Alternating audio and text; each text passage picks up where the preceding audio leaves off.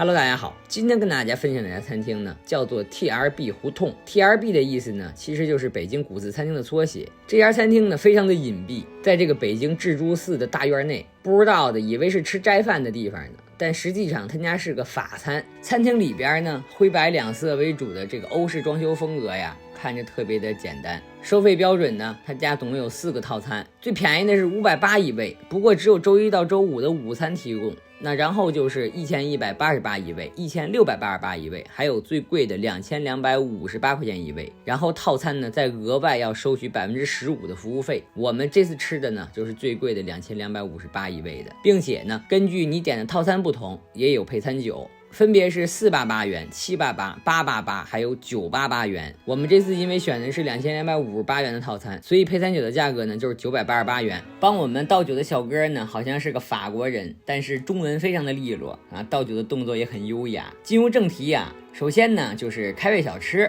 一共有5种。这勺里边跟樱桃似的呢，是鹅肝做的，口感非常的细腻，味道浓郁，在我吃过的鹅肝里算是好吃的。然后粉色的这个呢，是迷你马卡龙，非常的小巧，用甜菜根做的，甜度刚刚好，不会像是在甜品店吃的那种马卡龙，有的会齁甜。然后呢，就是圆形的这个陈年芝士泡芙，表皮非常的酥香，内馅浓香可口，但没有什么特别之处。然后这个方形的小点心是墨鱼汁脆片，上边这个是黑胡椒和鱿鱼，这也特别好吃，那个脆片特别的脆，鱿鱼的口感软弹，组合在一起也不错。最后这个上面有一朵花的呢，是辣椒蟹肉薄脆。这个光看外表呢，跟一个鞋似的，同样的啊，外壳酥脆，内里的蟹肉呢鲜香可口。这5道小食我觉得都非常的有意思，并且挺好吃的。紧接着呢，就给美味上了一个现烤的黑麦酸面包，还热乎的，搭配了2种口味的黄油，一个是辣椒口味，还有一个是海盐口味。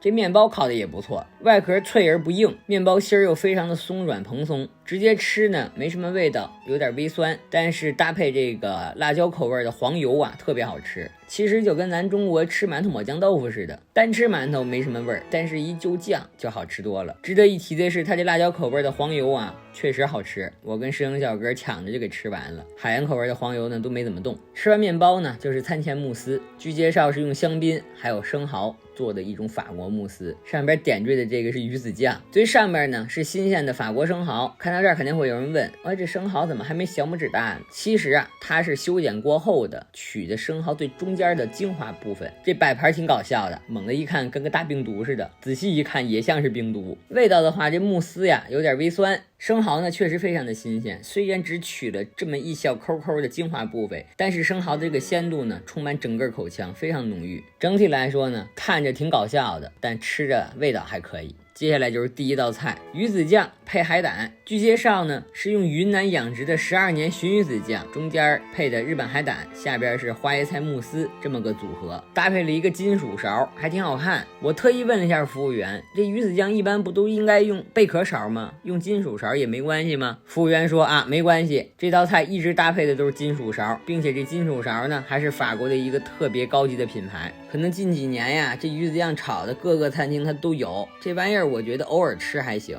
你要老吃真的会审美疲劳啊，越吃越腻。所以这道菜呢，我不予评价，但总体来说也就那么回事儿。第二道菜呢是鹅肝，选用的呢是北京延庆本土养殖的鹅肝，使用黑皮诺慢煮而成，最终呢把这个鹅肝打成酱，做成这个鹅肝派，上边搭配了一些新鲜的黑松露与这个胡椒粒儿，下边这黑色和白色相间的呀是松露与花菜做的慕斯酱，旁边呢还搭配了一个法式的黄油吐司面包。这个我感觉不是直接吃的，而是应该抹在这个吐司面包上吃，确实还不错。鹅肝酱配上松露这浓郁的味道，还有几粒小黑胡椒解腻，配合这个面包越吃越香。第3道菜呢是牛蛙腿，包括我在内啊，感觉一般人都不太清楚，但牛蛙腿啊其实是法国经典美食。主厨选用的是新鲜的福建牛蛙，经过低温慢煮，上面撒了点欧芹和大葱，还有黑松露汁儿，下边这绿色的是意大利的香菜泥。最后服务员浇在上面的呢，据说是用霞多丽还有松露以及烤大蒜混合调制的这么一个乳沫。这霞多丽呢其实就一葡萄品种。蛙腿吃起来挺嫩的，可惜它做的不脱骨，甚至肉跟骨头的连接处呢还有一点血丝儿，感觉跟没有熟透似的。虽然好吃，但是你让我吃3成熟的牛肉，我觉得习惯了。这牛蛙腿要是没熟透啊，总感觉心里有点膈应。不过搭配它这个酱汁啊，说实话味道还不错。接下来呢就是第4道菜金鲫鱼。虽然这个菜单上是这么翻译的，但其实这就是咱们常见的日本金鲫鱼。服务员呢浇在盘子里边的是海鲜浓汤，中间使用的是青豆和番茄炒的这么一酱汁儿。因为这个鱼肉呢是刚相煎而成的，表皮还很酥脆，所以这个酱汁儿呢是当这道菜上到你面前的时候才浇上去的，可能是怕这个鱼肉在这个酱汁里浸时间长了会变得不脆。这个味道是偏酸口的，鱼肉呢也是鲜嫩多汁儿。不过这摆盘说实话感觉跟小学生画的画似的，非常的可爱。光从味道上说呢，整体出品还不错。接下来呢就是第5道菜牛排，同样呢都是先把菜品摆在客人面前，然后再浇汁儿。这个酱汁据说是叫什么白波特浓汁儿。牛肉呢是选用的 A5 级别的眼肉心儿，旁边的配菜呢是牛肝菌跟土豆。它这个牛肉啊火候把握的特别好，一面煎出了非常脆的焦化层，另一面呢透出完美的这个粉嫩肉色，熟度特别完美，吃起来非常的嫩，并且肥而不腻，牛肉的香味也很足，算是今天给我印象最深，也是我觉得最好吃的一道菜。另外主厨呢还给了一碗松茸浓汤，调味呢稍微有一点酸咸，不过配着这个牛排吃呢还挺搭的。最后就是甜品环节，一共4种。这个粉色圆球啊是一个草莓糖球，里边呢是椰子冰激凌和草莓冰沙还有白巧克力，吃的时候就跟那个敲彩蛋似的，给它敲开了，将破碎的这个糖衣混合里边冰淇淋一起吃，还挺有意思。不过对我来说呢感觉太甜了。最右边这个呢是来自科特迪瓦的烟熏巧克力慕斯，搭配了个冰激凌，慕斯下边垫了一片巧克力片，在这个巧克力片下边啊是新鲜的百香果，这个直接吃呢也是齁甜，不过把巧克力壳敲碎了，混合下边这个新鲜的百香果一起吃，还挺好吃的，酸酸甜甜结合的刚刚好。第3道甜品呢是以樱桃为主，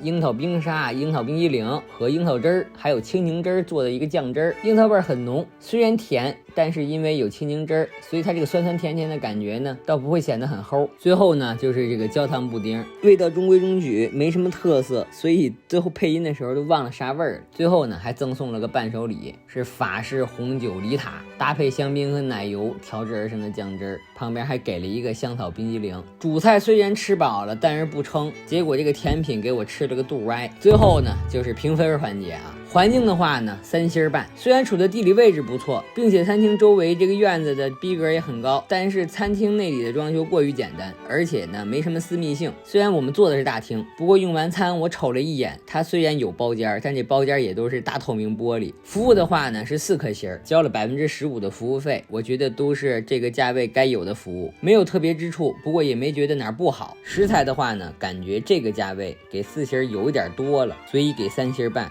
全靠 A5 和牛和这个黄鲟鱼子酱撑着。然后就是出品，虽然牛肉做的很棒，还有餐前5小时给我印象深刻，最少是4星半以上，但是它跟病毒似的这个慕斯啊，还有感觉没有熟透的牛蛙腿，直接给这次的用餐体验拉下来了，所以只能给4星。最后就是性价比，对我个人而言3星半吧，吃完了没有让我来第2次的冲动。最后总结的话呢，就是这一餐下来呀，好吃的菜品有，觉得一般的菜品也有，但是并没有那种踩雷让我吃完难受的。还有一个问题就是他家上菜呀确实是有点慢。OK， 那么这期视频就到这里，如果喜欢我的话记得关注哟，下期再见，拜拜。